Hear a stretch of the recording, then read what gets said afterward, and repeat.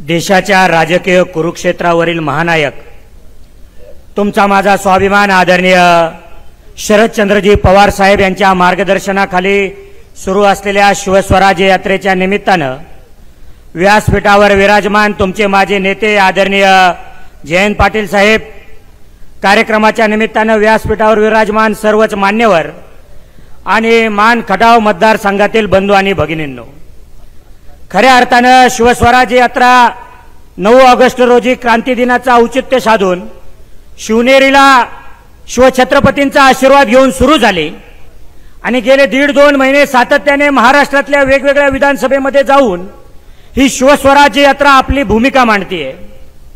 नेमकी शिवस्वराज्य यात्रा कशासाठी? शिवस्वराज्य यात्रा महाराष्ट्राच्या स्वाभिमानासाठी।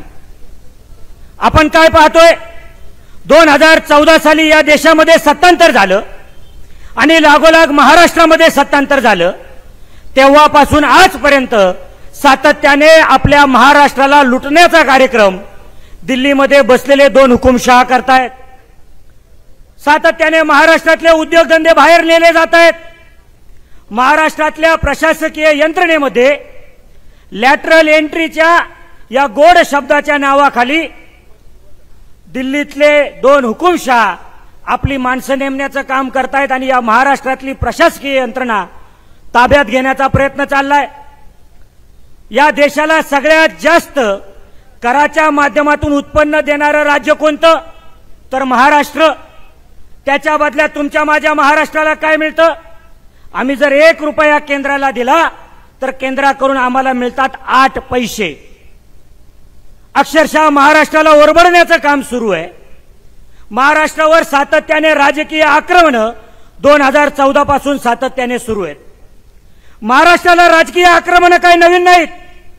महाराष्ट्रावर जेव्हा जेव्हा दिल्लीच्या तख्तांनी आक्रमणं केली तेव्हा ती आक्रमणं परतून लावण्यासाठी या महाराष्ट्राच्या मातीतल्या सुपुत्रांनी दिल्लीशी युद्ध केलं, दिल्लीला भिडण्याचं काम केलं। मात्र आता आपल्याला काय दिसतंय, गेल्या 8-9 वर्षांमध्ये दिल्लीच्या तख्ताने जेव्हा जेव्हा राज्यावर आक्रमणं केली तेव्हा या आक्रमणाला परतून लावण्यासाठी ज्यांनी निधड्या छातीने हे युद्ध केलं त्या लोकांना एकतर ईडी लावली, सीबीआय लावलं, इन्कम टॅक्सचा ससेमिरा पाठीमागे लावला, काही लोकांना जेलमध्ये टाकण्याचं काम केलं। तुमचे माझे सर्वोच्च नेते आदरणीय शरदचंद्रजी पवार साहेब यांच्यावर सुद्धा ईडीचा छापा घालण्याचा प्रयत्न दिल्लीच्या तख्ताने केला। मात्र या महाराष्ट्राच्या मातीतला सुपुत्र काही डगमगलेला नाही। मात्र एक दुःख आहे की याच महाराष्ट्रातले काही लोक दिल्लीच्या या राजकीय आक्रमणाला भिवून त्यांच्या दरबारी गेली आणि बंड करायचं सोडून ही शंड लोक दिल्लीच्या पायावर महाराष्ट्राचा स्वाभिमान ठेवून मुजरा करण्यामध्ये धन्यता मानतायत। ही तुमची आमची शोकांतिका आहे आणि म्हणून पुन्हा एकदा महाराष्ट्राचा स्वाभिमान या महाराष्ट्राच्या मातीमध्ये पुनर्प्रस्थापित करण्यासाठी खऱ्या अर्थाने ही शिवस्वराज्य यात्रा आहे। नुकत्याच लोकसभेच्या निवडणुका झाल्या। आदरणीय शरदचंद्रजी पवार साहेब यांच्या मार्गदर्शनाखाली, आदरणीय जयंत पाटील साहेब यांच्या सूक्ष्म अशा नियोजनाखाली दैदिप्यमान असं यश आपल्याला मिळालं। आदरणीय शिंदे साहेबांचं या ठिकाणी मार्गदर्शन झालं।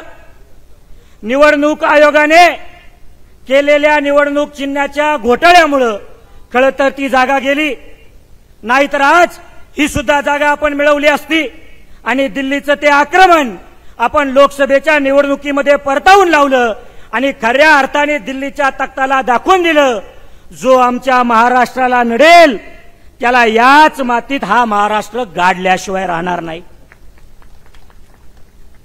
प्रचंड अडचणी होत्या। लोकसभेचं युद्ध काही सोपं नव्हतं। तुमचे माझे नेते आदरणीय शरदचंद्रजी पवार साहेबांसारख्या सिंहरूपी राजाला चारी बाजूनी घेरण्याचा कुटील डाव दिल्लीच्या तख्ताने आखला होता आणि शोकांतिका आहे, दुःख आहे की ज्यांना आदरणीय पवार साहेबांनी कायम आपल्या हाताच्या फोडासारखं जपलं, कायम आपल्या मनाशी उराशी बाळगलं, असेच आपल्यातले काही सरदार दिल्लीच्या त्या कुटील डावामध्ये सहभागी झाले। हे तुमचं माझं दुःख आहे मित्रांनो। प्रचंड अडचणी होत्या, नवीन चिन्ह होतं, मोजके शिलेदार शिल्लक राहिले होते, तुटपुंजी साधन सामुग्री होती, वय, आरोग्य असे असंख्य प्रश्न आदरणीय पवार साहेबांसमोर डोंगरासारखे उभे होते. पण आदरणीय पवार साहेब डगमगले नाहीत. आदरणीय पवार साहेब थांबले नाहीत. हा महाराष्ट्र टिकला पाहिजे, हा महाराष्ट्र वाढला पाहिजे, हा महाराष्ट्र पुन्हा एकदा विकासाच्या वाटेवर गेला पाहिजे. माझ्या महाराष्ट्रातले उद्योगधंदे जर कोण पळवून नेत असेल तर त्यांना विरोध करण्यासाठी मला उभं राहावं लागेल. माझ्या महाराष्ट्राचा धर्म बुडवू पाहणाऱ्या दिल्लीच्या तख्ताला महाराष्ट्राच्या मातीने भिडावं लागेल.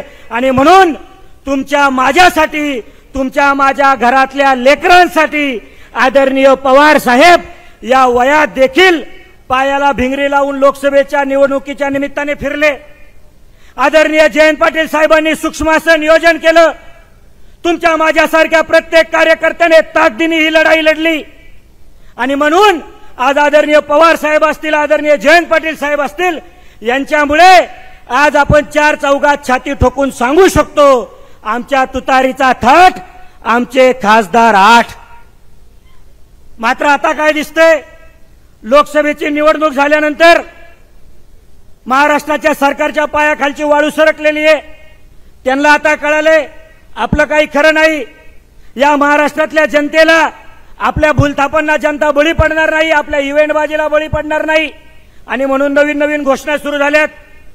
लाडकी बहीण, लाडका भाऊ, लाडका शेतकरी.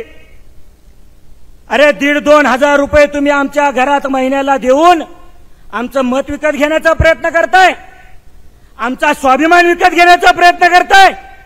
अहो 1,500-2,000 हजार रुपये एकदा जर आपल्या घरात येत असतील तर इथं बसलेल्या माता माऊलींना मला सांगायचंय की 1,500-2,000 हजार रुपये घरात आल्यानंतर या सरकारला विचारा की दादांनो, एका बाजूला तुम्ही 1,500-2,000 हजार रुपये आमच्या घरामध्ये देताय, पण दुसऱ्या बाजूला आमची मुलं ज्या जिल्हा परिषदेच्या शाळांमध्ये शिकतात त्या राज्यातल्या 14,000 जिल्हा परिषदेच्या शाळा बंद करण्याचा निर्णय तुम्ही घेतलाय. फक्त निवडणूक आहे म्हणून निर्णय घेतलेला नाही. हे कशासाठी? आमची मुलं ज्या जिल्हा परिषदेच्या शाळांमध्ये शिकतात त्या जिल्हा परिषदेच्या शाळांमध्ये कंत्राटी शिक्षक नेमण्याचा निर्णय 2 आठवड्यापूर्वी राज्याच्या कॅबिनेटने घेतला. का? आमच्या घरात शिकलेली डीएड बीएड झालेली मुलं नाहीत, त्यांना काम करण्याचा अधिकार नाही, ते आयुष्यभर तुमच्याकडे 10-12 हजार रुपयावरच काम करणार. आमच्या लेकरांना चांगल्या शिक्षकांकडून शिकून घेण्याचा अधिकार नाही. हे विचारण्याचं काम मित्रांनो आपलं आहे. आणि म्हणून खऱ्या अर्थाने या राज्यातल्या प्राथमिक शिक्षकांचं मी अभिनंदन करेल. मागच्या आठवड्यामध्ये राज्यातल्या सगळ्या शिक्षकांनी या राज्यातल्या जिल्हा परिषदेच्या शाळा बंद ठेवून शासनाच्या या निर्णयाला विरोध केला. आज ऑक्टोबर महिना आला, या सरकारला लाज वाटायला पाहिजे. साधा शाळेचा गणवेश हे लोक तुमच्या आमच्या मुलांना देऊ शकले नाही. का गणवेश देऊ शकले नाही? टक्केवारीचं सरकार आहे, प्रत्येक गोष्टीमध्ये पैसे पाहिजेत. काय केलं मुख्यमंत्र्यांनी?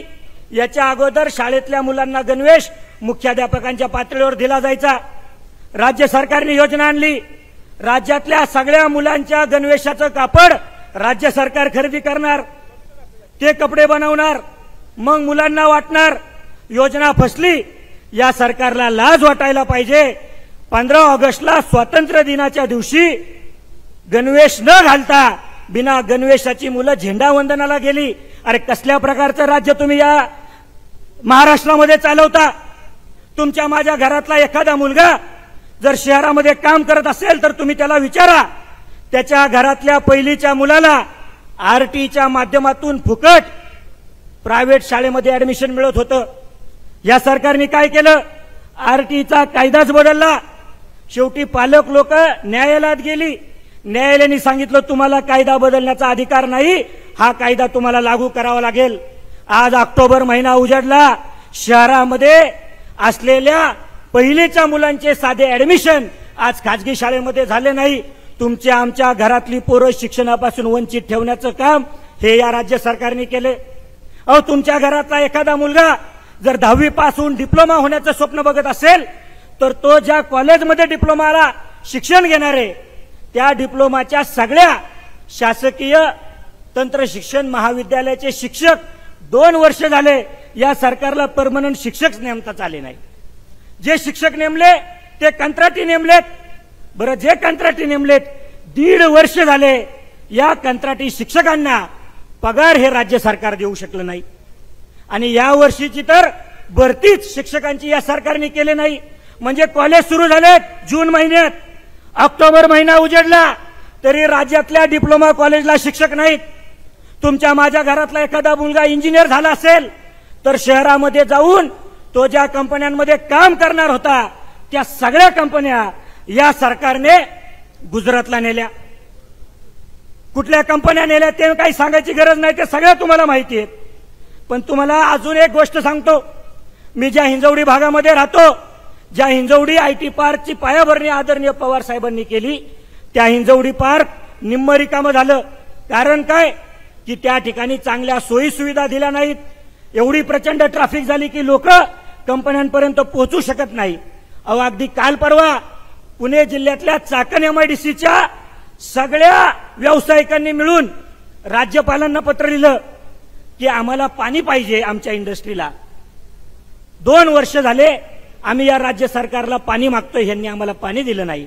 आम्ही एमजीपीला निवेदन दिली, महाराष्ट्र जल प्राधिकरणाला पाणी द्या, त्यांनी पण पाणी दिलं नाही। उलट त्यांनी काय केलं तर पानपट्टी डबल केली।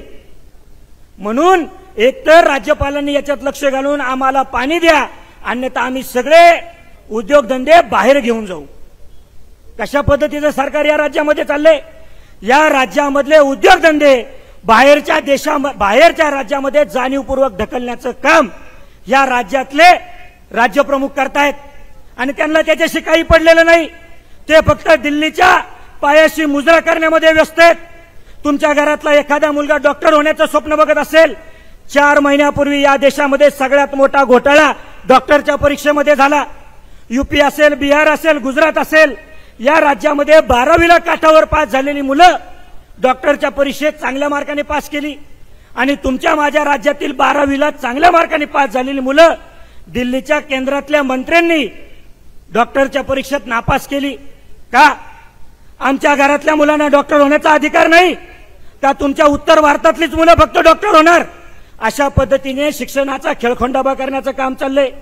पीएचडी करणाऱ्या पोरांची स्कॉलरशिप बंद केली। राज्याच्या अर्थमंत्र्यांना विचारलं की स्कॉलरशिप का बंद केली, तर राज्याचे अर्थमंत्री म्हणतात की स्कॉलरशिप घेऊन पोरं पीएचडी करून पोरं काय दिवे लावणार आहेत का? अशा पद्धतीचे नेते या राज्याला लाभलेत। हे सगळं बदलण्यासाठी मित्रांनो येणाऱ्या काळात आदरणीय शरदचंद्रजी पवार साहेबांच्या मार्गदर्शनाखाली आणि आदरणीय जयंत पाटील साहेबांच्या नेतृत्वाखाली महाविकास आघाडीचं सरकार या राज्यामध्ये आणून आपण सर्वजण या महाराष्ट्राचा स्वाभिमान या मातीमध्ये पुन्हा एकदा प्रस्थापित करण्याचं काम करूयात। एवढं बोलून मी थांबतो। धन्यवाद। जय हिंद, जय महाराष्ट्र, जय राष्ट्रवादी। एबीपी माझा, उघडा डोळे बघा नीट।